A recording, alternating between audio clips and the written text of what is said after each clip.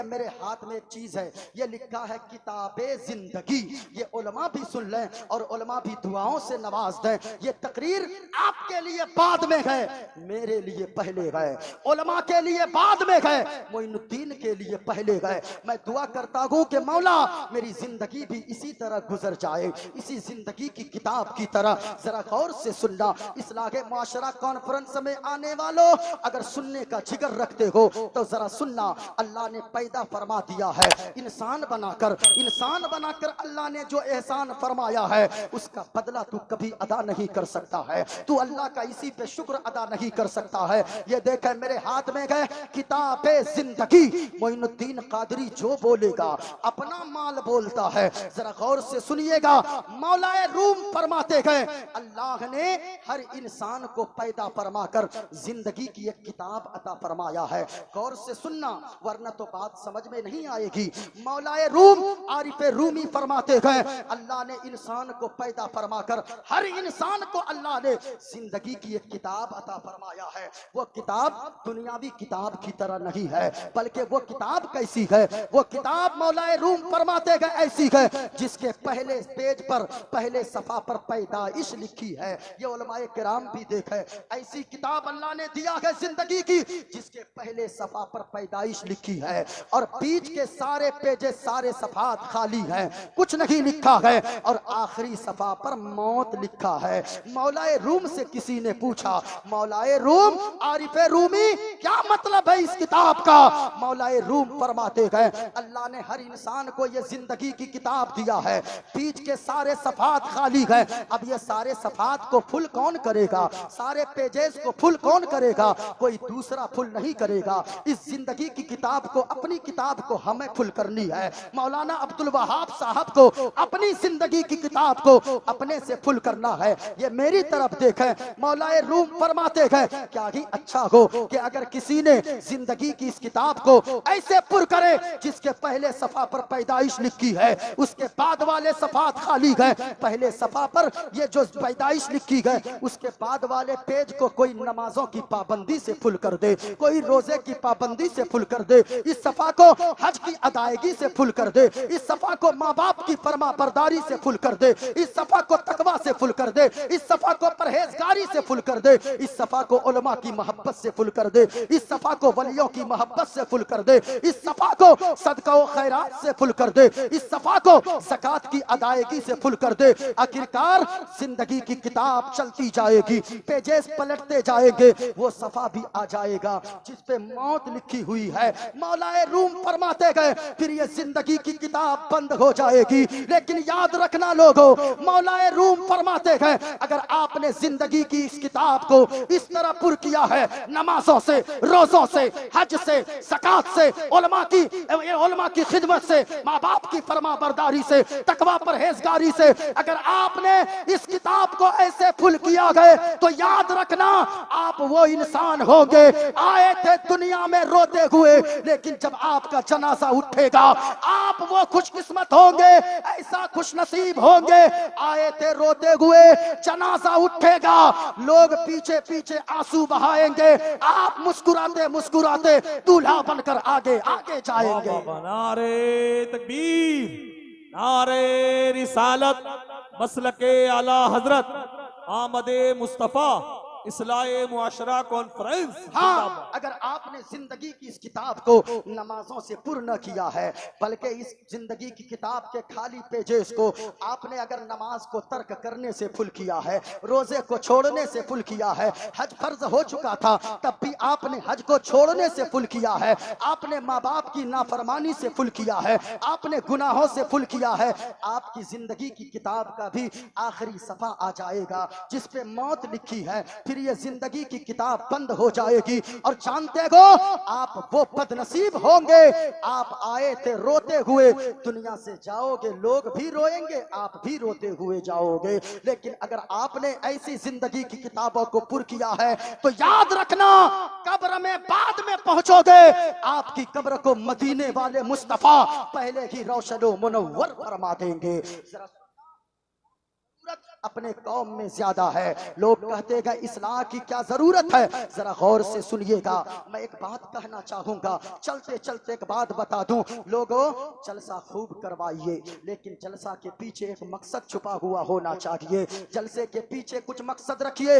आज का ये इस्लाह के मुआशरा कॉन्फ्रेंस अल्हम्दुलिल्लाह पैकर खुलूस व मोहब्बत अल्लामा अब्दुल वहाब, हाजी अब्दुल वहाब साहब किबला, इन्होंने 5 महीने से इतना फोन किया है। इन्होंने सारी एनर्जी, हर खतीब ये जानता है, सलीम भाई भी सोच रहे होंगे कि सबसे ज्यादा मुझको ही कॉल किया है। मैं ये सोचता हूँ सबसे ज्यादा मुझे ही कॉल किए गए। ये इनकी मोहब्बत है, मैं यहाँ पर आ गया। लेकिन याद रखो, जलसा से ज्यादा जरूरी अगर कोई काम है, वो काम क्या गए, अल्लाह की कसम कहता हूँ, अगर आप एक जलसे में न गए, किसी जलसे में, अल्लाह कयामत के दिन नहीं पूछेगा कि तू जलसे में क्यों नहीं गया, लेकिन कयामत के दिन अल्लाह ये पूछेगा कि तुमने नमाजें क्यों नहीं पढ़ी थी, तुमने माँ बाप की नाफरमानी क्यों की थी। अल्लाह की कसम अल्लाह ये पूछेगा कयामत के दिन। लेकिन मेरे भाई, आज पूरी दुनिया के लोग नमाज को छोड़कर कामयाबी हासिल करना चाहते गए। चाहे वो खतीब हो, चाहे वो शायर हो, चाहे वो नकीब हो, चाहे वो डॉक्टर हो, चाहे वो इंजीनियर हो, एक बात सुन लेना, चाहे वो मास्टर हो, चाहे वो पढ़ाई करने वाले तलबा और स्टूडेंट हो, याद रखना, कोई भी बगैर नमाज पढ़े कामयाबी हासिल नहीं कर सकता है। एक दुकानदार अगर कामयाबी हासिल करना चाहे, अल्लाह कुरान में फरमाता है, कद अफलहल मुमिनून अल्लज़ीना हुम फी सलातिहिम खाशिऊन, वो लोग कामयाब हो गए जो अपने सजदों में, नमाजों में अपने रब को याद करके रोते हैं, गिड़गिड़ाते गए। अल्लाह ने उसे कामयाबी अता फरमा दिया है लोगों। लेकिन सब कुछ के लिए वक्त है, नमाज के लिए वक्त नहीं है। अल्लाह का शुक्र हमेशा अदा करो। अगर ये सांसें चल रही है ना, अल्लाह का शुक्र अदा कीजिए, क्योंकि कितने लोग लॉकडाउन में ऑक्सीजन न मिलने की वजह से मर गए। आपने सुना नहीं? अल्लाह मौत कब दे दे कोई ठिकाना नहीं है। याद रखना, दुनिया में आने का सिस्टम है, दुनिया से जाने का कोई सिस्टम नहीं है। दुनिया में आने का सिस्टम यह है, बाप पहले आता है, बेटा बाद में आता है, दादा पहले आता है, पोता, ऊंचा बोलो, पोता बाद में आता है, नाना पहले आता है, नवासा बाद में आता है।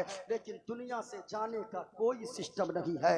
कभी कभी ऐसा होता है, 80 साल का बूढ़ा बाप अपने 40 साल के जवान बेटे के जनाजे को अपने कांधे पर उठाकर आंसू बहाता हुआ कब्रिस्तान जाकर पहुंचाता है। आप अगर अब तक जिंदा हो ना, अल्लाह का शुक्र अदा करो।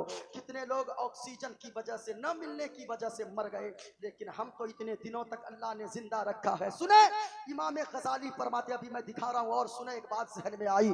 इमाम गजाली फरमाते गए, अगर अल्लाह ने अब तक जिंदा रखा गए, अल्लाह का शुक्र अदा करो। इमाम गजाली एक बीमार शख्स को देखने के लिए जाते गए। जब उस बीमार के पास पहुंचते गए, वो बीमार सारो कतार रोने लगा। इमाम गजाली ने फरमाया, ओ नौजवान, तू रोता क्यों है?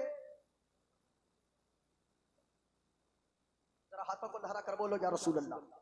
अगर सुनना चाहते हैं तकरीर, दोनों हाथों को फिजाओं में लहरा कर बोलो या रसूल अल्लाह, और बुलंद आवाज से या रसूल अल्लाह।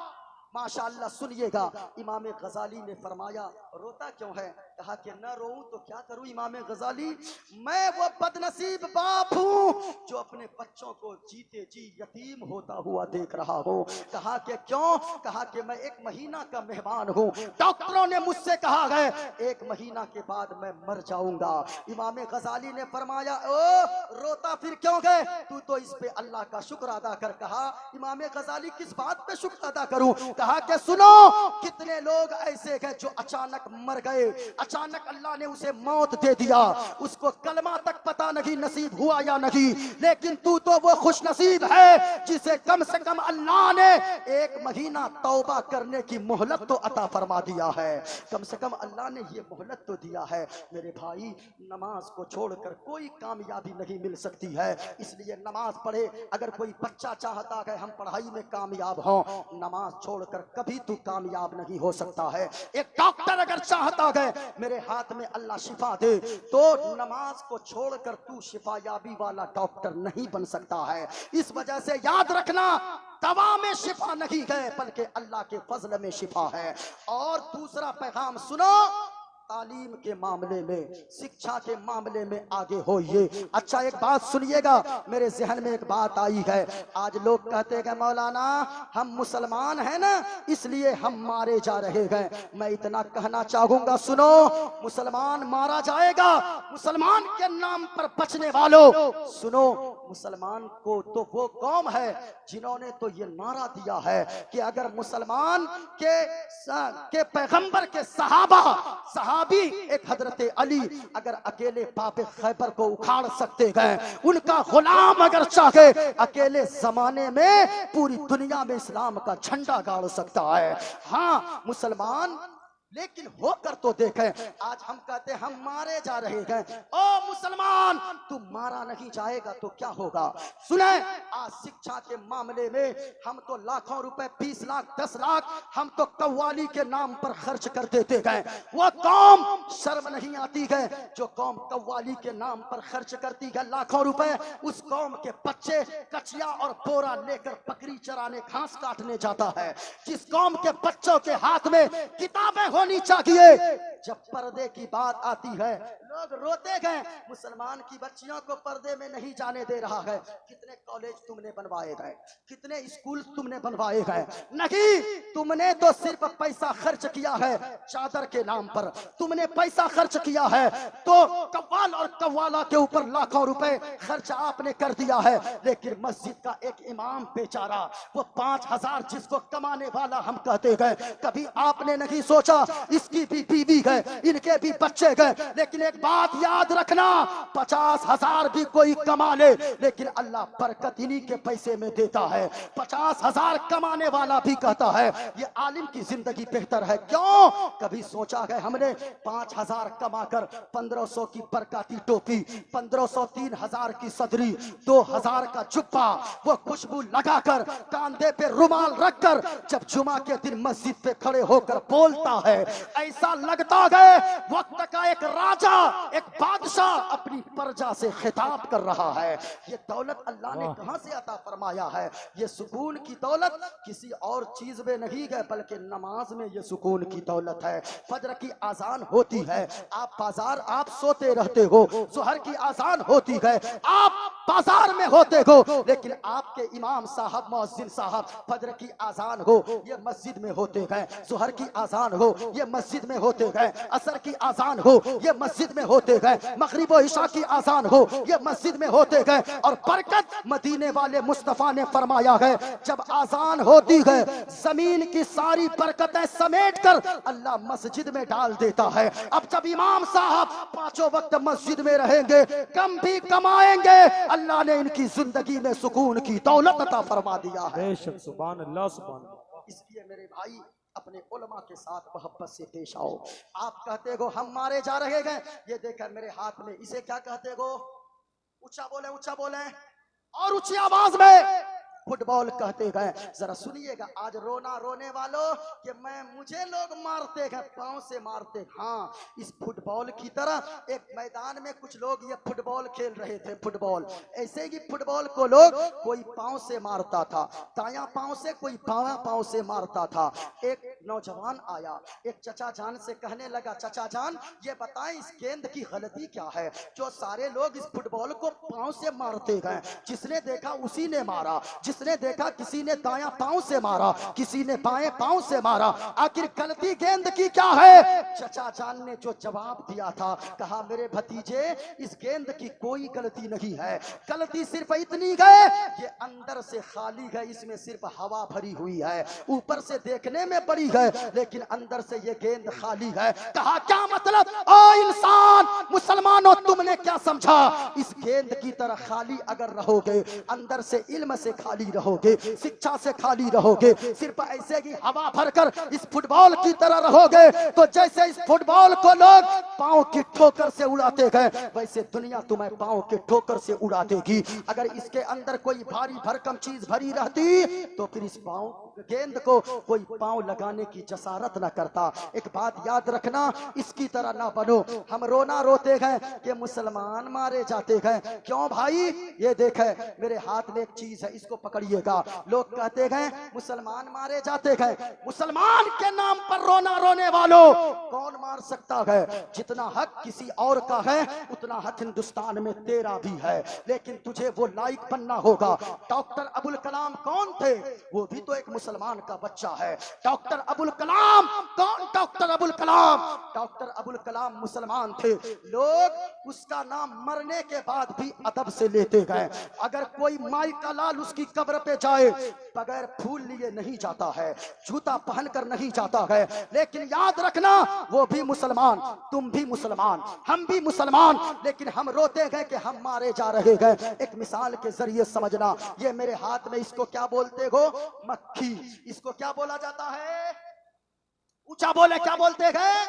मक्खी। ये मक्खी है। ये मक्खी कहाँ रहती है? घरों में रहती है। और ये मक्खी कैसी मक्खी है? जिसने घर में देखा, किसी ने डंडे से मारा, किसी ने हाथ से मारा, किसी ने पंखे से मारा, किसी ने गमछे से मारा, किसी ने रुमाल से मारा, किसी ने और चीजों से मारा, किसी ने हाथ से मारा, लेकिन ये मक्खी तो मारी जा रही है। ये भी मक्खी, एक मक्खी ये भी है जिसे मधुमक्खी कहा जाता है। मक्खी ये भी है, मक्खी ये भी है, लेकिन इस मक्खी को कोई मारता नहीं है। इस मक्खी को लोग बड़े जतन से पालते हैं। क्या समझा आपने? मक्खी ये भी है, इसको लोग मारते हैं, इसको लोग पालते हैं। क्या मतलब मुसलमान? ये मक्खी घरों में जो पाई जाने वाली मक्खी है, मौलाना अब्दुल वहाब साहब जरा सुनिएगा, ये घरों में पाई जाने वाली मक्खी को लोग क्यों मारते हैं? इसलिए मारते हैं क्योंकि लोग इस मक्खी को बोझ समझते हैं। इसलिए जिसने देखा उसने मारा। किसी ने डंडे से मारा, किसी ने लाठी से मारा, किसी ने गमछे से मारा, किसी ने हाथों से मारा, किसी ने पंखे से मारा। ये मक्खी बोझ है, ये मारी जाती है। ये मक्खी जरूरत है, क्योंकि ये मक्खी शहद देती है। इसको लोग बड़े जतन से पालते हैं। क्या समझा आपने?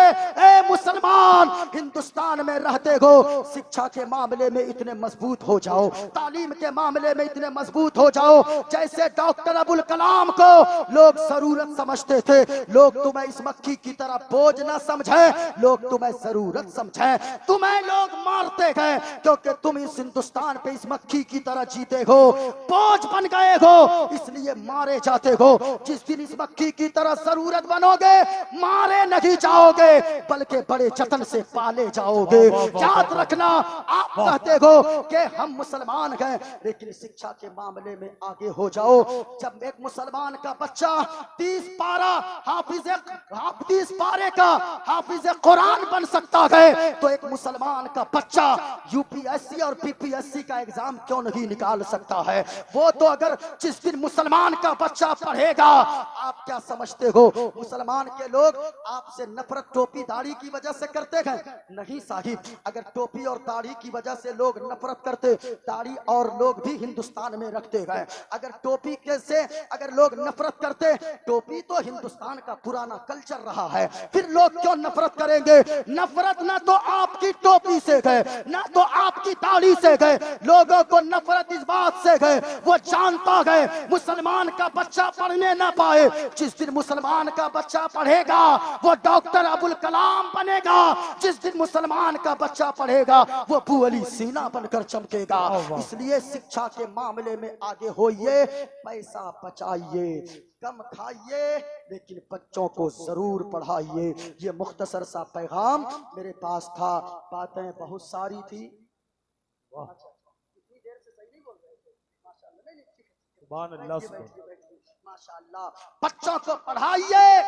आप कहते हो मेरे पास पैसे नहीं है, मैं दर्द दिल बयान कर रहा हूँ। लोगों ने अगर सुन लिया है, एक बात पे आपने अमल कर लिया, मौलाना अब्दुल वहाब साहब, आप लोगों का, कमेटी वालों का, जितने कमेटी के मेंबरान हैं, सबों का जलसा सजाना कामयाब हो जाएगा। शिक्षा के मामले में नौजवानों ने कमेटी मीर टोला फैज पतना अच्छा अच्छा माशाअल्लाह। वही बतना यहाँ के जितने नौजवानान हैं अल्लाह सबों को सलामत रखे, सबों को शाद रखे, सबों को आबाद रखे। पूरा मजमा पढ़ ले अस्तगफिरुल्लाह रब्बी मिन कुल्ली ज़ंबि व अतूबु इलैह। कलमा शरीफ बुलंद आवाज से ला इलाहा इल्लल्लाहु मुहम्मदुर रसूलुल्लाह सल्लल्लाहु अलैहि वसल्लम। क्या बताऊं कि क्या मदीना है, क्या बताऊं। नाराज है क्या? नाराज है? जरा हाथों को उठाकर बोलो या रसूल अल्लाह। फिजाओं में लहरा कर बोलो या रसूल अल्लाह। अभी भाई सलीम रजा सलीम पीलीभीत से आप सुनेंगे, वो अल्लाह ने कशिश भरी आवाज से नवाजा है। जब पढ़ते गए ऐसा लगता है कि इंसान की बोली नहीं बल्कि कोयल की बोली निकल रही है। बड़ी प्यारी आवाज से नवाजा है अल्लाह ने। क्या बताऊं कि क्या मदीना है, बस मेरा मोदा मदीना है। क्या बताऊं उठ के जाऊं कहाँ मदीने से, क्या कोई दूसरा मदीना है, क्या कोई दूसरा मदीना है। दर्द दिल की दवा मदीना है, दर्द दिल की। अस्सलामु अलैकुम व रहमतुल्लाहि तआला व बरकातुहू।